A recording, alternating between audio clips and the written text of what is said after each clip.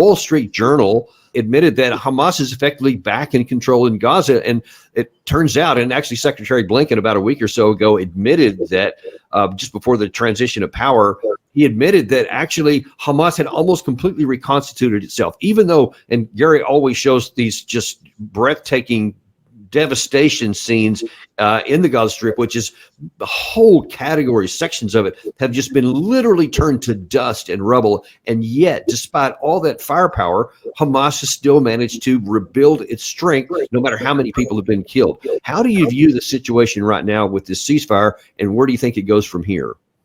Well, Hamas has actually gained a huge recruiting advantage because of the cruelty of the Israelis.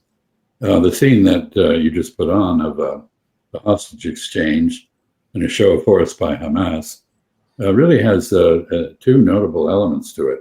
One was that the hostages were very healthy. They appear to have been well taken care of, unlike the Palestinian hostages that Israel holds, who've been subjected to forced rape and starvation, torture, and the like. The three women who came out of that Hamas vehicle and transferred to the Red Cross were in good shape. So that is interesting. But Hamas chose the moment to show that it is still very much a fighting force and in control. And that is remarkable. I don't know how many of those young men with weapons were original combatants in Hamas and how many are newly trained people. But, you know, one thing that this hostage exchange, it isn't really a ceasefire. It's a halt in the genocide, or a pause in the genocide for an expedient exchange of hostages, Palestinian hostages for Israeli hostages. One thing this shows is that the only way you get hostages out is through negotiation. You know, 15, 16 months of warfare have not liberated more than one or two people from captivity. No, not liberated any Palestinians, but it didn't liberate more than a handful of Israelis. In fact, some of the Israeli hostages died because they were bombed by Israel, right, or Israeli troops were approaching with lethal weaponry to attack their captors. So negotiations work, military force doesn't work. And the more you pound the Palestinians, the more determined they are to stand their ground to fight back. And you can't end terrorism by conducting your own terror campaign. Now, many in the Israeli media and a number of different officials have actually come on to say, listen, this is it's not a ceasefire so much as it is a pause to get the hostages back, because as soon as we do, we're going to go back on the offensive. And I may be mistaken, but I think it was even Netanyahu that said our objective is still to destroy Hamas. So once this is resolved, we're still going to get that done before we get to any kind of an end of conflict situation. How realistic is that for Israel? Well, Mr. Netanyahu has been very open. He says he had assurances from the Biden administration and from the incoming Trump administration that he could start the war at will any time after the hostages were exchanged. So Bezalel Smotrich, who's still in his cabinet, is very open about this. We have to complete the ethnic cleansing of Gaza, throw everybody out. Mr. Trump's envoy, who gave to Netanyahu some tough love, and finally used some leverage on him to produce a hostage deal, which Biden never did. Biden claimed he was working 24 hours a day to get the hostages out. But in fact, he was working 24 hours a day to keep the fighting going. And he showed that with his endless supply of weaponry, and the destruction of Gaza continued. So I think, we're in a respite of a brief period, a pause between war of annihilation that the Israelis fully intend to resume. And I would note finally that while they have laid off Gaza for a little while, they've turned all their fury to the West Bank. The Israeli armed forces are now fully in cahoots with Israeli settlers, burning and smashing Palestinian homes and cars and driving people from their homes in an effort to accelerate the ethnic cleansing on the West Bank. So this hasn't really changed anything. And the key issue, which everybody dances around, is Palestinian self-determination. This is why it is absurd to imagine that the United States and Israel can determine who will govern Gaza or who will govern the West Bank. This is a thing that, Palestinians are entitled to self-determination as much as Israelis, even if Elise Stefanik, the Trump nominee for UN ambassador to the United Nations, does not agree that the Palestinians have any right of self-determination, and says she's determined to end the anti-Semitic rot at the UN. But what she's going to find out is that there's almost no UN member who doesn't agree that there's genocide going on. This is highly unfair, that the United States has disgraced itself by its association with genocide. I don't think she's going to have a very fun time at the UN. And do you aware to what extent the incoming Trump administration, whether it's Trump himself or any of his senior officials, are going to be able to have the freedom of action to do anything different than the Biden administration did in terms of bringing the conflict to a close and having even the possibility of independence and freedom for the Palestinian people? Is that even possible? I don't think that's the focus of the Trump administration any more than it was the Biden administration. They're focused on helping Israel establish itself, they believe, securely. I don't think there can be any security for Israel as long as it is conducting genocidal attacks and cruelties to its captive Arab populations. Of course, it's trying to push out the Arab populations. I don't think that's going to succeed either. So I think the poor people in Palestine who are returning to their homes, or where their homes were, because as you said, there's nothing but dust there now, are, have a respite, but that's all it is. This whole thing's going to resume, and I believe it will resume with American support, which I find absolutely disgusting and disgraceful.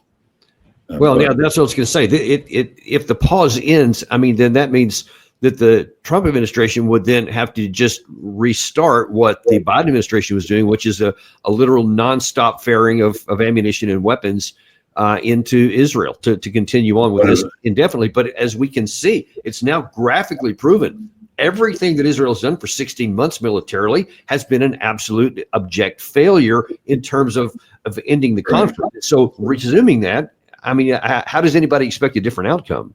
Well, obviously, some people in the Trump administration disagree with you about that, because one of Mr. Trump's first acts, he invited settlers to his inaugural event. He has lifted the sanctions on the settlers who were guilty of genocidal acts. And he has lifted the restrictions on any kind of weaponry for Israel. So it's pretty clear that where he stands, and it is not in concert with the world, which the world has had enough of this stuff. We apparently have not. You say that the world has had enough of this stuff, but is there any prospect that whether individual nations or groups of nations, could ever take any action and say, for example, maybe it's too late for the Gaza Strip per se, but what about the West Bank? Is there anybody who's ever going to stand up and say, this is not right, we're going to do something about it? Or is it like everyone will do nothing as long as the United States does nothing? Well, to date, the only country that has really taken forceful action against the genocide is Yemen, the Houthis, who enforced a blockade in the Red Sea, the first successful land-based sea blockade against ships going to and from Israel, or resupplying the Israeli armed forces. And by the way, our effort to stop that was also an abject failure. We did not succeed. With all of our naval might, we did not succeed in stopping that. And we were not even able to stop the Houthis developing missiles they could strike Israel and penetrate Israeli defenses. The Iranians talked a good game, but when push came to shove, they were very restrained in their actions against Israel. They now, on January 17, just 3 days before the inauguration, they signed a comprehensive partnership with the Russians, which has a military component, but is primarily economic, cultural, and so forth, and financial. And they are strengthening their relations with the Russians. But I think the Iranians, like Mr. Trump says, America first. I agree with that. The Iranians say Iran first. And while they are concerned about the Palestine issue, we're concerned about the Palestine issue from a different direction, about Israel. They don't have the capacity to do very much, and they haven't. And our European fellow members of the collective West, who we've included Israel in that collective West, even though they've departed completely from the values that we espouse, and their actions are destroying international law. And it's not just in Gaza; it's also on the West Bank, as this slide illustrates. This isn't over, and we are not apparently prepared to stop it, which we could do. It's been obvious we could stop this in a moment by halting the supply of weaponry and finance to Israel.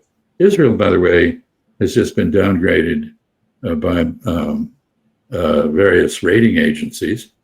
Its debt is now going to cost it a lot more money if it can get loans. Its economy basically is wrecked. A huge number of Israelis have emigrated. There are many still displaced within Israel. And there's a lot of wishful thinking in Israel still.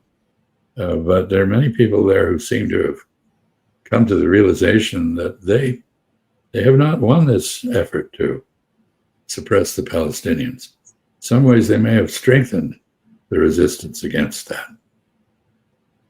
Well, it's lamentable, just really anguishing, much more than lamentable, especially when Gary shows those images there, and then now that seems to be spreading into the West Bank. So, unfortunately, evidence confirms that you're right, that this is not over, and there's a long way to go, and it's kind of looks bleak, and it's hard to see the good picture here. At least in the Russia-Ukraine, there's some positive signs on the horizon. I would sure like to find some here. Do you see any positive signs that I have missed in terms of the Palestinian issue and Israel?